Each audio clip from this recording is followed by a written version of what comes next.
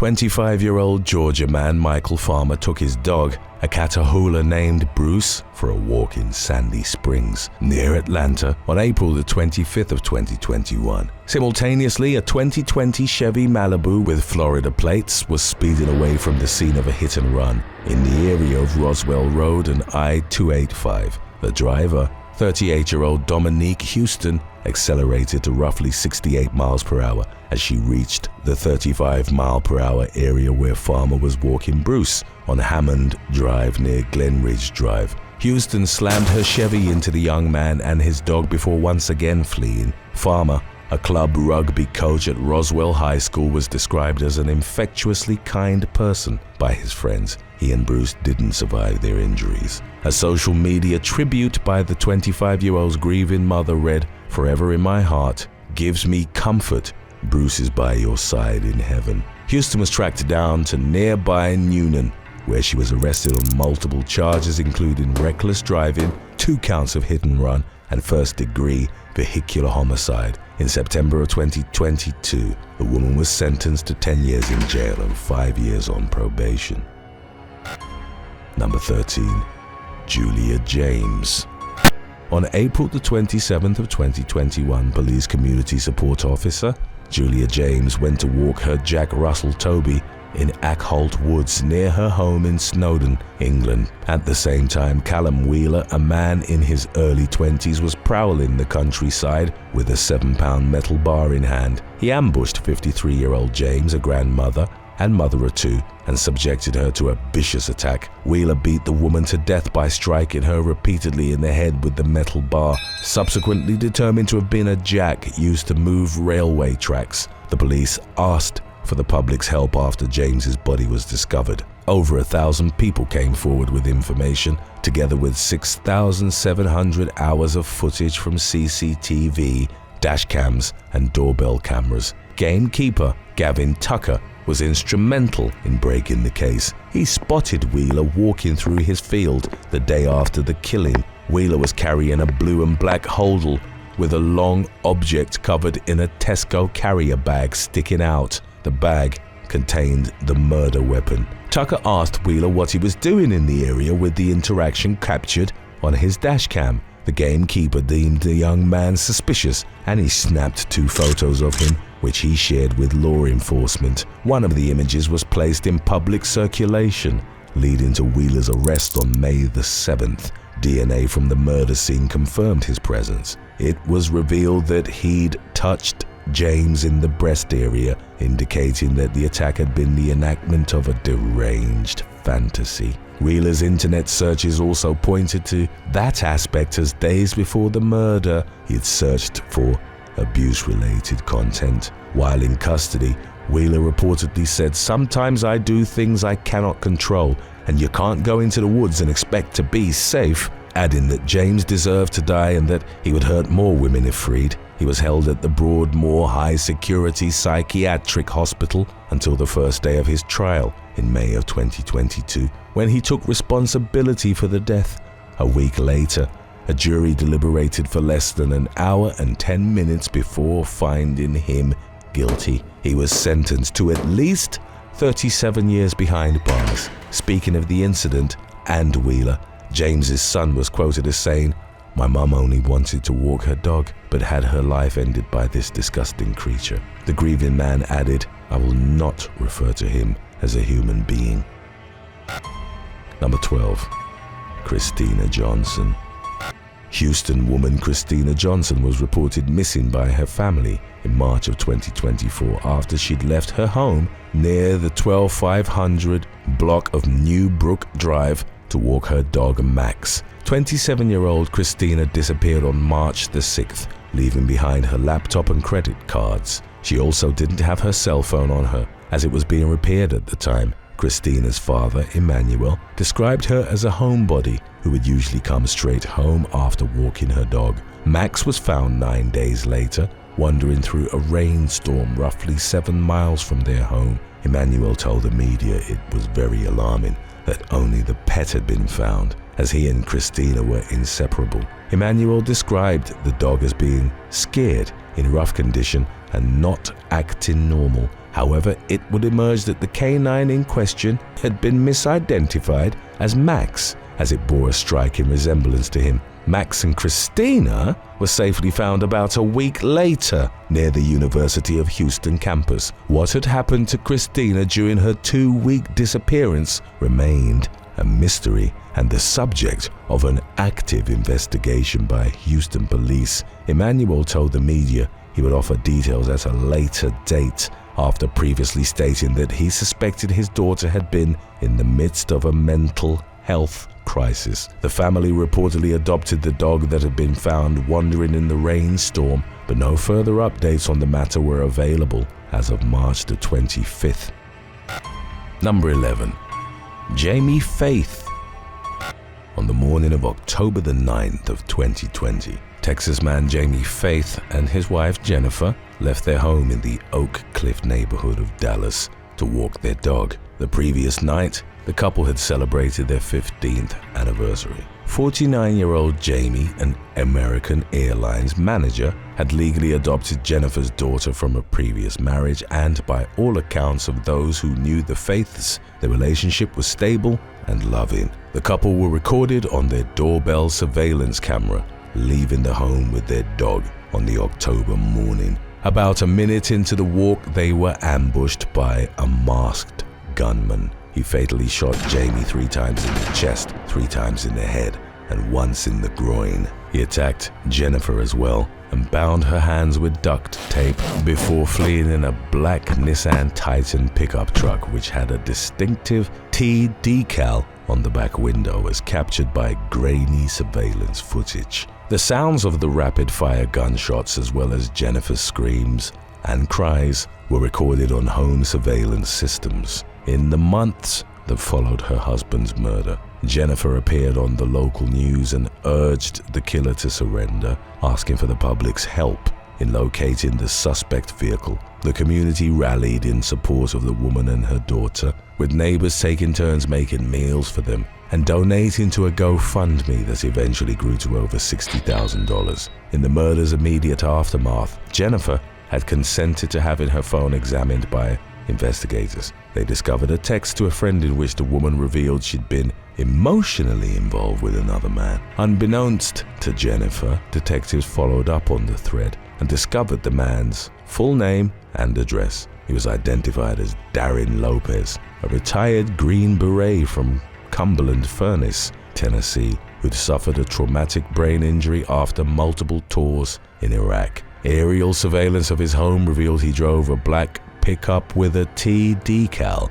He was arrested on suspicion of murder on January the 11th of 2021, and much to the shock of Jennifer and Jamie's friends, he was revealed to have been the former's high school sweetheart. And prom date. In Darren's home, the police found the murder weapon and mask, as well as credit cards in Jennifer's name, which the authorities later determined she'd paid off from the GoFundMe the community had set up in the wake of her husband's death. Darren eventually admitted that Jennifer had asked him to kill Jamie. Darren, who'd recently separated from his wife, and Jennifer had reconnected at the beginning of the pandemic. Before long, they exchanged hundreds of daily messages, snuck in occasional calls, professed their love for each other, and planned a future together. During their exchanges, Jennifer convinced Darren that Jamie was horrifically abusive towards her. To fortify the lie, she emailed Darren from fake accounts, assuming the identities of her own husband and one of her friends, Rob.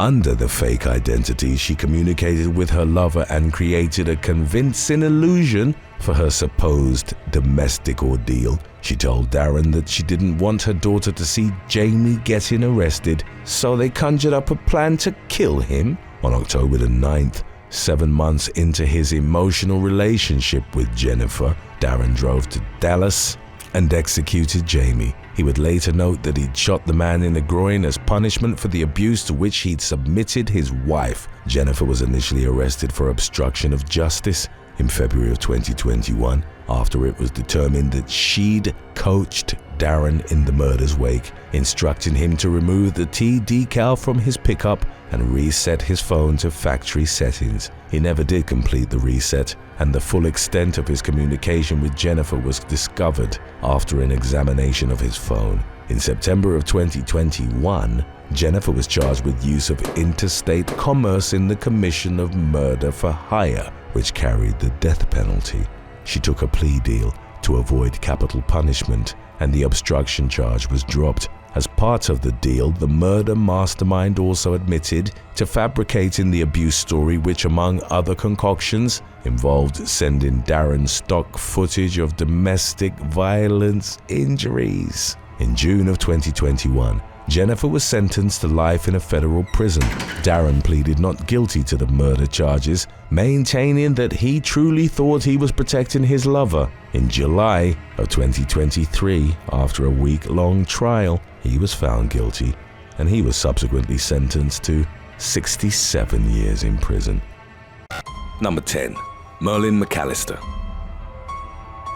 On March the 14th of 2021, 51-year-old construction worker Merlin McAllister, a Bayesian immigrant living in the west side of Chicago with his wife of 25 years, took the family dog out for a Sunday morning walk. It was a weekly routine he'd kept up for many years, but that particular morning would end in tragedy. While taking the dog around the block, McAllister was shot 3 times by an unknown gunman. His wife heard the gunfire and ran to her husband's aid.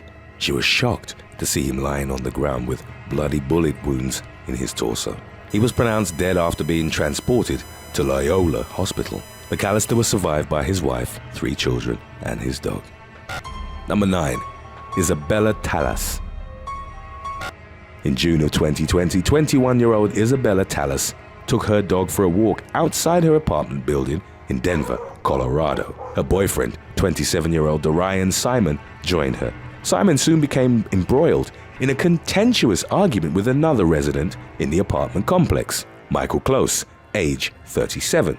He felt that Talis and Simon were not adequately managing their dog's misbehavior, and he began to shout down at them from his apartment window. As the altercation escalated, Close pulled out an AR-15 and opened fire on the couple. Talis died at the scene after sustaining multiple gunshot wounds. Simon was hit twice himself, but ultimately survived the incident after being transported to a hospital and undergoing surgery on his shattered femur. Simon, along with Talis's father, later filed a lawsuit against Close and former Denver police sergeant Daniel Politica, the owner of the firearm used in the murder.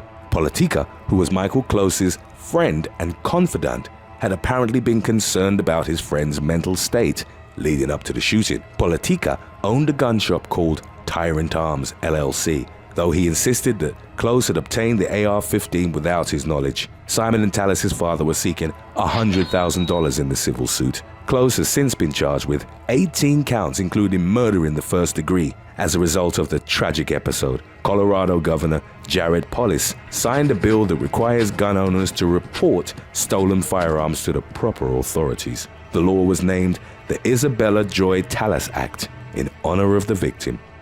Number 8. Michael Canals. 26-year-old Michael Canals of Philadelphia, Pennsylvania, was a professional in the music industry. 3 months prior to the tragic incident that occurred on October the 26th of 2019, Canals had adopted a rescue dog, Rosie, after she'd followed him home. While he was out with Rosie on a walk through the streets of Philadelphia, the two became the victims of a violent hit and run. A careering minivan struck the man and his dog on the sidewalk and subsequently fled the scene. The police were able to track down the vehicle later that day, but they discovered it had been stolen before the incident, so the van's owner was not the perpetrator they were after. A couple of weeks later, Philadelphia police apprehended a man by the name of Khalif Moore, who they believed to be the individual behind the hit and run that resulted in the deaths of both Canals and Rosie. Moore had already served time in prison for drug and weapons charges. Canals and his beloved dog were ultimately buried together by his family. Number 7. Winston McCay.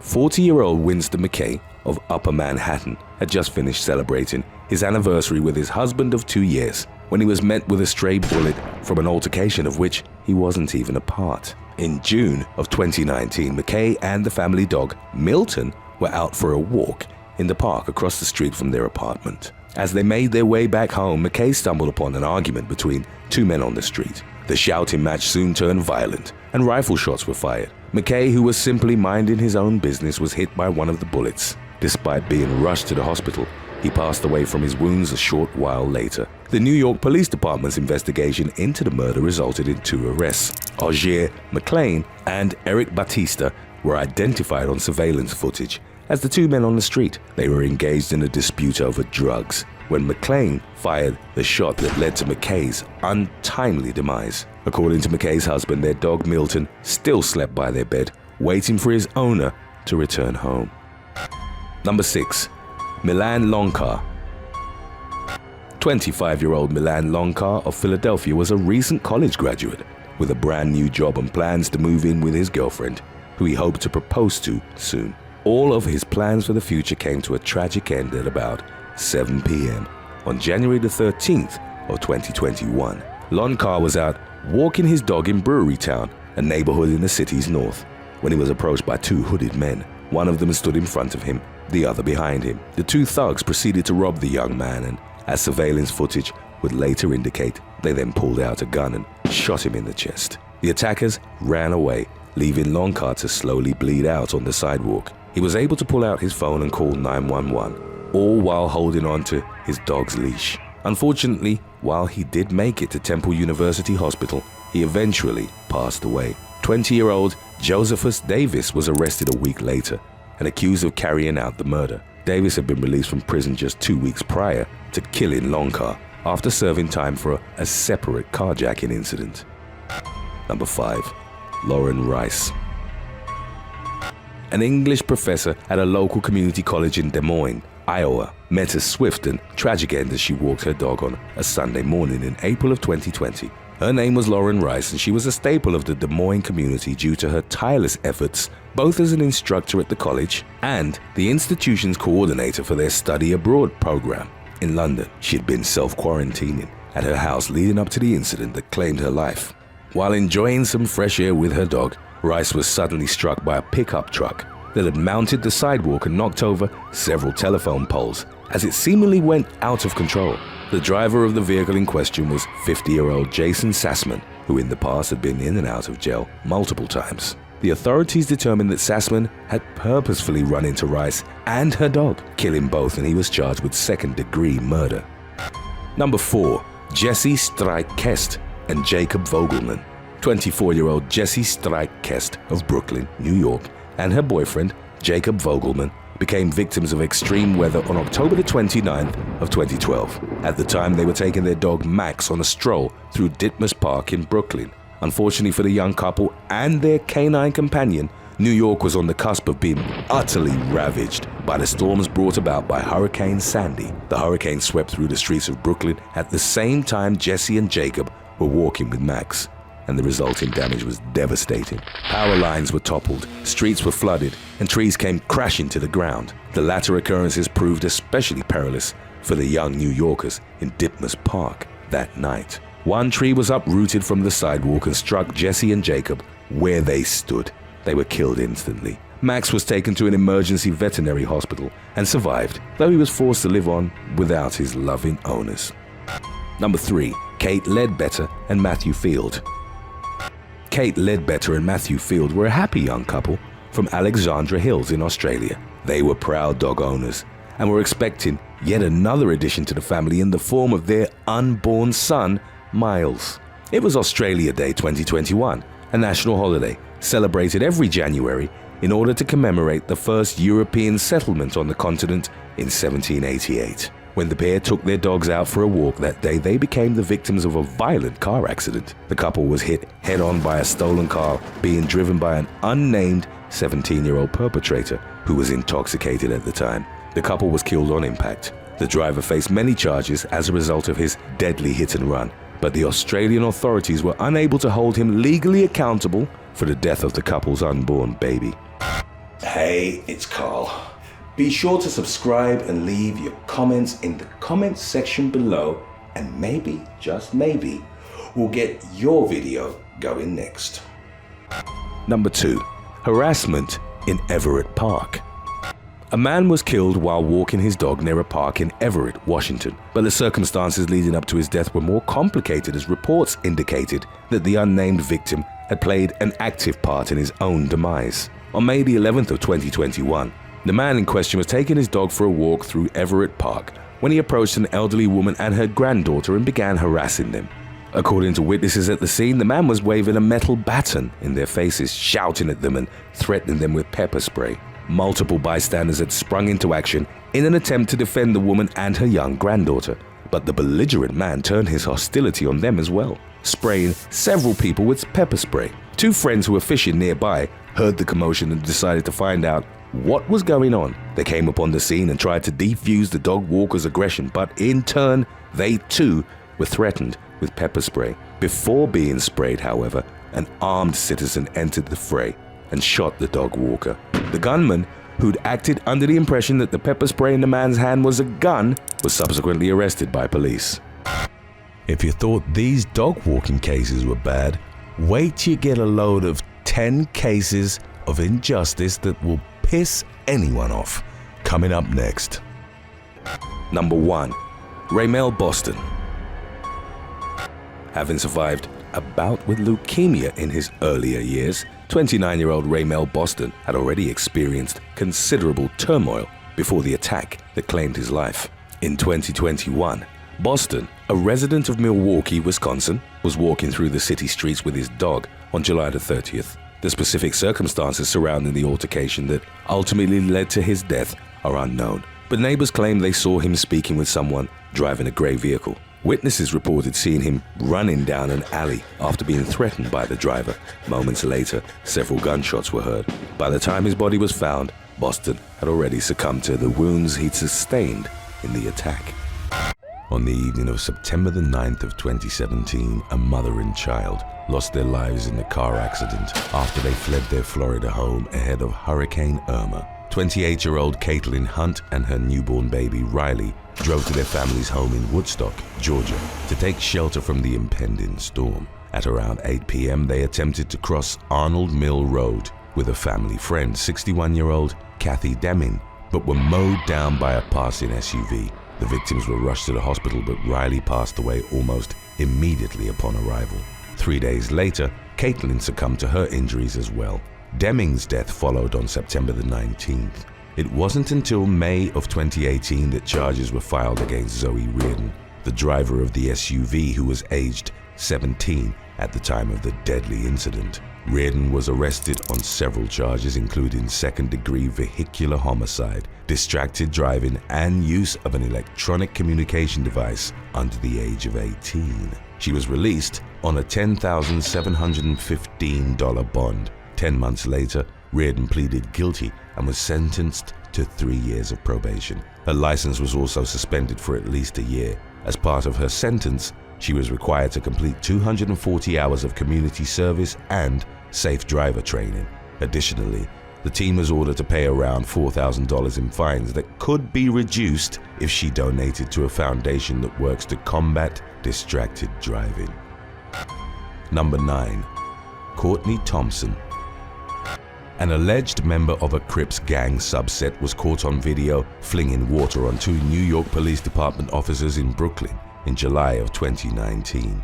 The officers were responding to a call on East New York Avenue when the incident occurred. As the cops walked away without making any arrests, Courtney Thompson continued his aquatic attack. After footage of the incident went viral, the police department told its officers they weren't expected to tolerate having water thrown at them. 28-year-old Thompson, who was on probation at the time, surrendered himself at the 73rd Precinct Station House on July the 24th. A number of charges were filed against the man, including obstruction of governmental administration and disorderly conduct. 5 months later, Thompson pleaded guilty to a second-degree harassment charge after the 2 officers involved had given their approval for the plea deal. According to the Brooklyn District Attorney's Office, Thompson was required to serve 10 days of community service as part of the agreement. In the aftermath, police officers were reportedly furious about the outcome. A police source questioned the penalty given, saying it was an indication that there were no consequences for dumping water on a police officer. Number 8. Jacob Walter Anderson. Texas man Jacob Walter Anderson, who'd been indicted on 4 counts of assault, avoided jail time and having to register as an offender after accepting a plea deal. On February the 20th of 2015, a woman at a Phi Delta Theta party in the city of Waco was reportedly handed some punch and told to drink it. As soon as she did so, however, she became disoriented. Anderson, who was the fraternity president, allegedly took her outside to a secluded area and forced himself upon her. During the course of the assault, the woman blacked out and later woke up face down on the ground in a pool of her own vomit. The victim was taken to the hospital for an assault examination. Following Baylor University's investigation, 20-year-old Anderson was expelled. According to court records, Anderson accepted a plea deal in late August of 2018. He pleaded no contest to a charge of unlawful restraint. On October the 15th of that same year, he was given no jail time but was ordered to pay a $400 fine and complete alcohol, drug, and psychological treatment plans. Upon completion of the 3 years of deferred probation, Anderson's criminal record would be wiped clean. The victim was infuriated by the plea agreement, saying she'd been through hell and back, but they let the one responsible for her trauma essentially go free. Number 7. Travis Elwell. A Texas man was ordered to serve 1 week in jail every year on the anniversary of a fatal car crash he caused. On February the 10th of 2015, 23-year-old Travis Elwell was speeding through the 4000 block of McKinney Avenue in uptown Dallas. Meanwhile, 34-year-old Emily Javadi was in the area loading items into her car when Elwell's BMW crashed into her Lexus. The collision sent Javadi into a metal pole. She was transported to Parkland Memorial Hospital, where she was pronounced dead about an hour after the crash. Elwell, who reportedly had 0.175 blood alcohol content, was arrested and charged with intoxication manslaughter. 2 years later, he was convicted of the charge and given what was widely considered a lenient sentence of 120 days behind bars, followed by a week in jail on the anniversary of Javadi's death for 9 years. As part of a plea deal, he was given 10 years probation, during which drinking alcohol would be prohibited and undergoing multiple daily breathalyzer tests was required. Additionally, he was ordered to attend Alcoholics Anonymous meetings and speak at groups for people charged with driving under the influence. In an interview, the victim's parents said that the only thing that was important to them was accountability for Elwell's irresponsible actions. They added that they weren't interested in seeing Elwell locked up for life. Number 6. Reese Bennett. In the Scottish city of Aberdeen, a man convicted of homicide and assault had his life sentence reduced by 5 years. On September the 17th of 2022, 47-year-old Jill Barkley was attacked as she was walking home after a night out. Reese Bennett stomped on Barkley, beating her head and body, compressing her neck and dragging her along the ground. The 23-year-old subsequently forced himself on her on the grounds of an empty property at Farburn Gatehouse. The man left her badly injured, then returned shortly after and continued the onslaught. He reportedly poured a can of gasoline on the victim and set her on fire.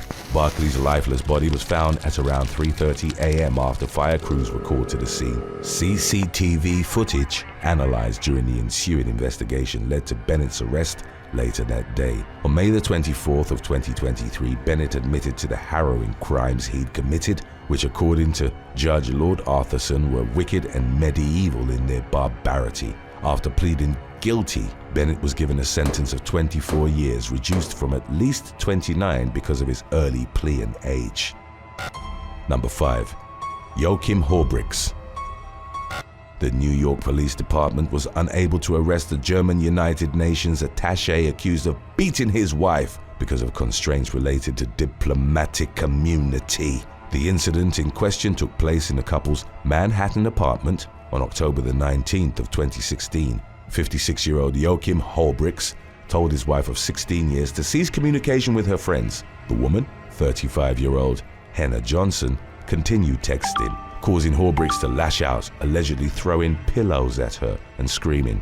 The couple then went into their bedrooms, where Horbricks threw Johnson against the wall, hitting her head and leaving her with a black eye. Johnson called the police. However, the officers said they couldn't investigate Horbricks because he had immunity. All they could do was offer to take the woman to a hotel or get her medical attention, but she declined both offers. According to Johnson, her husband said he didn't remember anything the following morning and was very apologetic. A State Department spokesman said that Horbrooks could be required to leave the country if his immunity wasn't waived. In the aftermath, the United States asked the German government to drop Horbrooks' immunity. When the request was rejected, Horbrooks and his wife returned to Germany in the first week of November.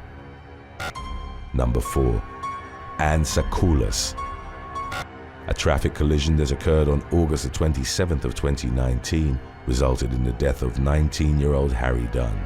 The young Englishman was riding his motorcycle near Crofton, a Northamptonshire village, when an SUV traveling in the opposite direction and on the wrong side of the road collided with him. Dunn was taken to the Major Trauma Centre of John Radcliffe Hospital in Oxford, where he was pronounced dead.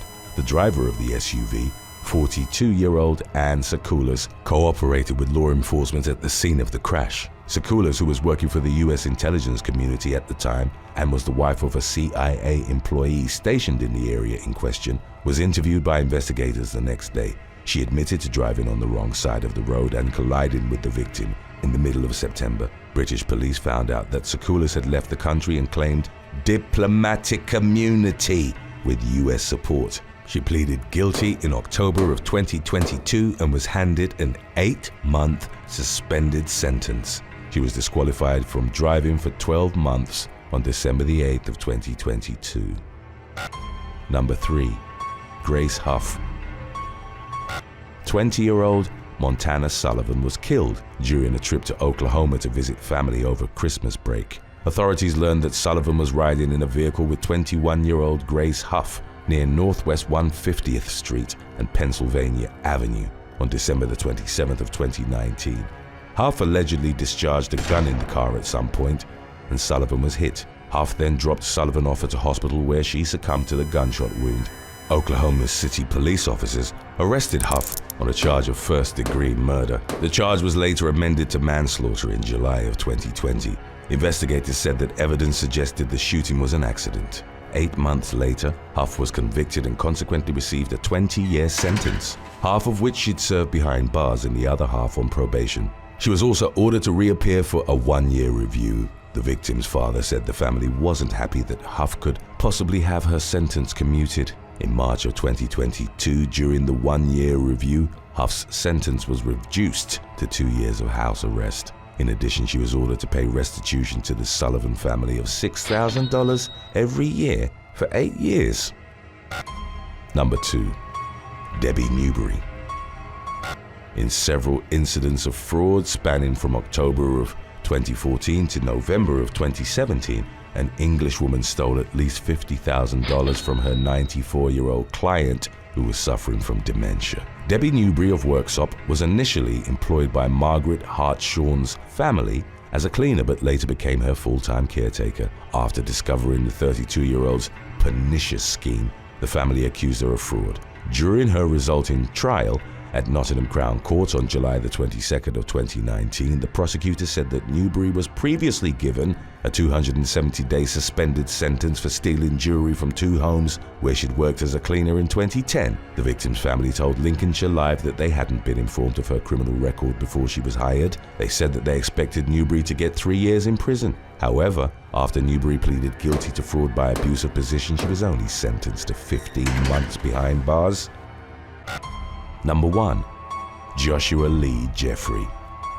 20-year-old Joshua Lee Jeffrey battered 6 endangered penguins to death on Tasmania's Sulphur Creek Beach on New Year's Day in 2016. As the cold-blooded attack unfolded, a witness overheard the commotion and subsequently discovered the fairy penguins. Pathology evidence presented in court in April revealed that the animals had fractures consistent with blunt force trauma and that the attack had gone on for several minutes. 2 months later, Jeffrey was found guilty of several animal cruelty charges, including 1 count of aggravated cruelty to animals. The presiding magistrate, Tamara Jago, called the suspect's behavior callous and said that the birds were an easy target. Jago took into account Jeffrey's psychological report, which indicated he had a processing disorder, intellectual development disorder, and ADHD. Jeffrey was ordered to serve 49 hours of community service and pay less than $61 in court costs. The sentence was appealed by prosecutors, giving way to Jeffrey's resentencing in October.